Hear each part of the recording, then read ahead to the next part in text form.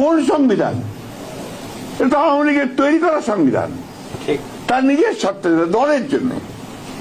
এই সংবিধানকে কেটে আর 1/3 তারা করেছে শুধু একজন ব্যক্তির জন্য, এবং যেখানে কোনো প্রশ্ন করা যাবে না, কিন্তু তারা করছেন, এবং এটা কোনোদিনই নাকি পরিবর্তন করা যাবে না। সংবিধান তো মানুষের জন্য, সংবিধান তো কোনো ব্যক্তির জন্য নয়। সেই মানুষের সংবিধান তারা নষ্ট করে ফেলেছে। এই সংবিধানকে ব্যবহার করে বারবার মানুষের উপর অত্যাচার করা হয়েছে।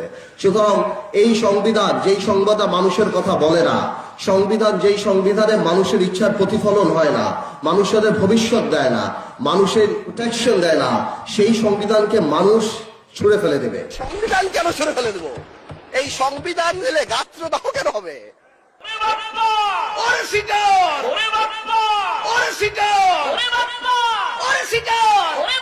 যদি আরো 10 বছরও সংগ্রাম করতাম, এই স্বৈরাচারী সরকারকে, যারা সেনাবাহিনীর অস্ত্র নিয়ে, মারণাস্ত্র নিয়ে নিরস্ত্র মানুষের উপর ঝাঁপিয়ে পড়ে, এদেরকে সরানো তো সম্ভব ছিল না।